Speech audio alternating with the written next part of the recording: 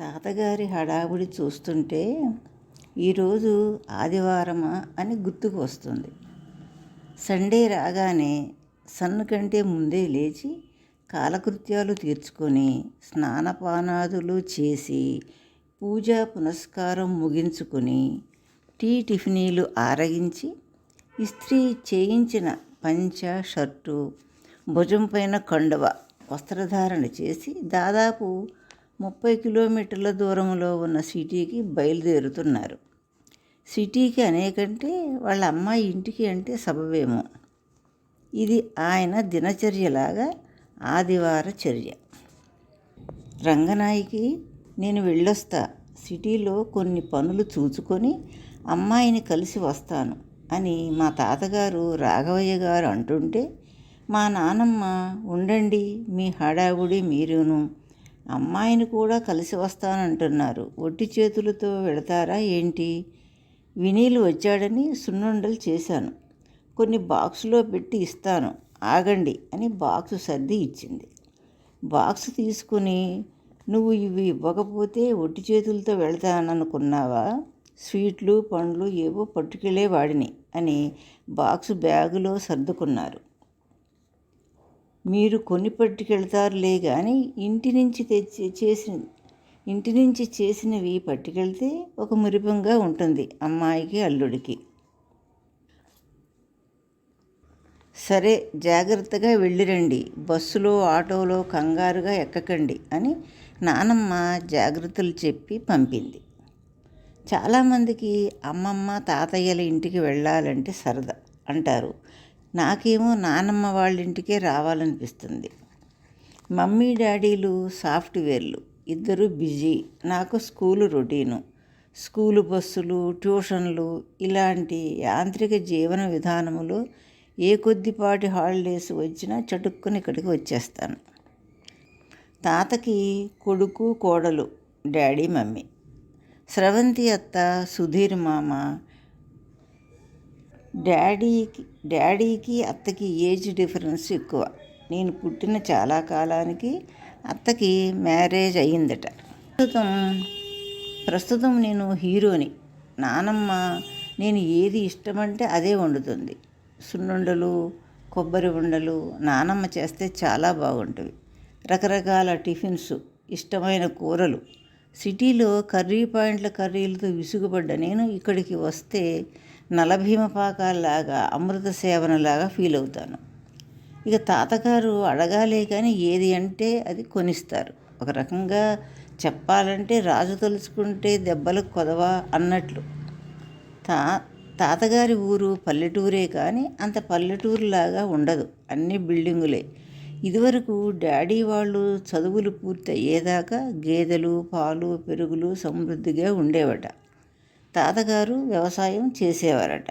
ఇప్పుడు పెంకుటిల్లు తీసేసి డాబా వేశారు. వ్యవసాయం మానేసి కౌలుకి ఇచ్చారట. గేదెలు అవి లేవు, పాలు కొనుక్కోవటమే. కోళ్ళు బాగానే ఉన్నవి, ఎగ్స్ బాగానే వాడతారు. వాటికి ఇంటికి దూరంగా గూడు కట్టించారు. ప్రొద్దుటే నానమ్మ గూడు తలుపులు తీసి వదులుతుంది. సాయంత్రం అవే గూటిలోకి వస్తాయి. గుడ్డు పెట్టే కోడి ఉంటే ఆ కోడి వచ్చి గుడ్డు పెట్టి వెళ్ళిపోతుంది. ఆవరణ పెద్దది కాబట్టి 2 మామిడి చెట్లు, ఒకటి బంగినబెల్లి, రెండోది రసాలు, ఒక జామ, ఒక దానిమ్మ. కూరగాయల ముక్కలు కూడా నానమ్మ పెట్టింది కానీ కోళ్ళు తవ్వేస్తున్నాయి. నీళ్ల వాడకం దగ్గర అరటి కూడా ఉన్నది. పెరటిలోకి వెళితే పూల మొక్కలతో సహా అన్నీ అందముగా అనిపిస్తుంది. ఇంటి ముందు పందిరిపై సన్నజాజి, మల్లె సువాసనలంటే గుర్తు వచ్చింది. ఇంకా ఎన్నో సువాసనలు, వాటి పేర్లు ఏంటో, పారిజాతం, ఇంకా ఏమిటో నాకు తెలీదు, నానమ్మ చెబుతుంది. ఇక్కడ తాత వాళ్ళ పెదనాన్న పిల్లలు, బాబాయ్ పిల్లలు, ఇలా అత్త పెళ్ళప్పుడు చాలామంది వచ్చారు. ఇలాంటి ఆనందానుభూతులతో 10th పూర్తి చేశాను. మంచి మార్కులే వచ్చినాయి అని డాడీ వాళ్ళు నన్ను ఇందులో జాయిన్ చేయాలని చాలా హార్డ్ వర్క్ చేస్తున్నారు. ఈ ఆలోచనలో ఉండగా తాతగారు రానే వచ్చారు. ఇంతలో నానమ్మ ఎదురెళ్ళి బ్యాగు తీసుకుని, పెందలాడే వచ్చారు, ఎప్పుడు మ్యాట్నీ సినిమా చూసి వస్తారుగా అని బ్యాగులో ఉన్న బాక్సు చేతికి తగిలి తీసి చూస్తే బాక్సులో సున్నుండలు అలానే ఉన్నవి. రోజు రోజుకి ఈయనకి మతిమరుపు ఎక్కువ అవుతుంది. అమ్మాయికి పంపిన ఒక్క బాక్సు ఇవ్వటం మరిచారు అని అన్నంతలో తాతగారు కాళ్ళు కొడుక్కుని వచ్చి భోజనం వడ్డించమన్నారు. ఏమిటి, ఎప్పుడు సిటీ వెళ్ళి తన పనులు చూసుకొని అమ్మాయిని కలిసి భోంచేసి మ్యాట్నీ సినిమా చూసి ఇంటికి వచ్చే మనిషి ఇవాళ పెందలాడే రావటం, భోజనం వడ్డించమనడము మనసులో క్వశ్చన్ మార్కు వచ్చినా గబగబా మంచినీళ్ళు పెట్టి భోజనం వడ్డించింది. మాట్లాడకుండా భోజనం ముగించారు. ఏమిటి ఇవాళ ఇలా ఉన్నారు? వచ్చిన తర్వాత హడావుడిగా కబుర్లు చెప్పేవారు కానీ నానమ్మ నిలదీసింది. అప్పుడు తాతగారు నెమ్మదిగా చెబుతున్నారు.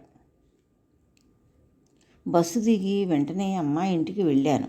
ఇంటి ముందు గేటు ఎప్పుడు తీసే ఉంటుందిగా, 2 పోర్షన్లలో వాళ్ళు తిరుగుతారు కాబట్టి. చెప్పులు విప్పుతూ లోపల చూశాను. అమ్మాయి కళ్ళు తుడుచుకుంటూ ముక్కు తుడుచుకుంటూ కనపడింది. రెప్పపాటులో చెప్పులు విడవకుండా వెనుదిరిగి బయటికి వచ్చాను. అల్లుడు చెప్పులు అక్కడే ఉన్నవి. ఇవాళ ఆదివారం కాబట్టి అల్లుడు ఇంట్లోనే ఉన్నాడు. ఇద్దరికి ఏమి కీచులాట అయిందో అమ్మాయి ఏడుస్తున్నట్లు ఉన్నది. పైకి సౌండ్ రాకుండా తనలో తనే దిగమింగుతూ కళ్ళు తుడుచుకుంటుంది.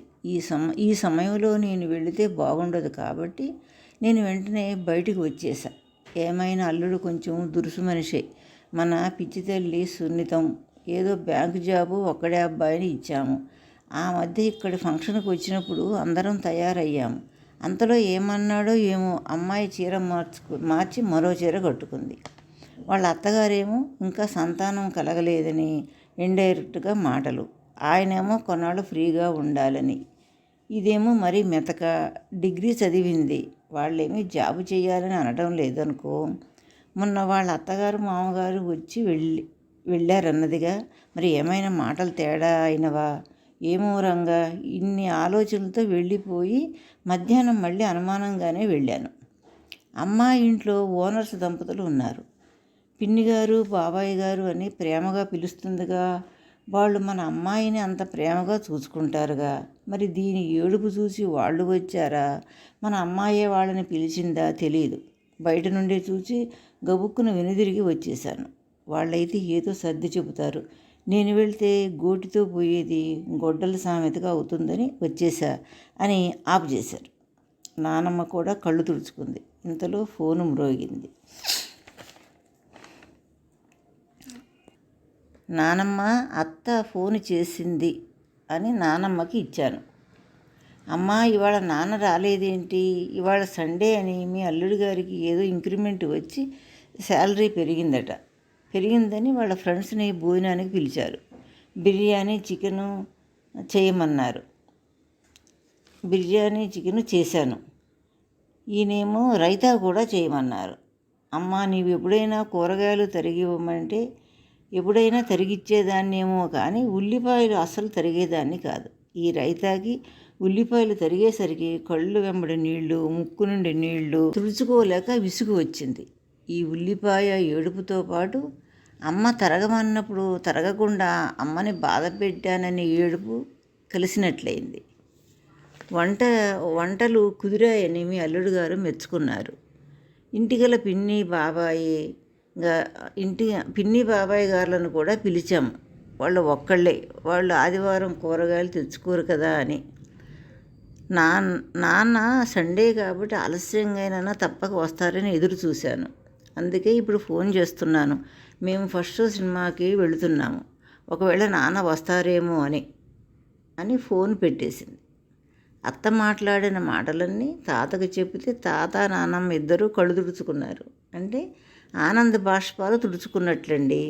ఉదయం నుండి జరిగిందంతా తలుచుకుంటే ఆనంద బాష్పాలు కాదు కానీ ఆనందం కలిగింది.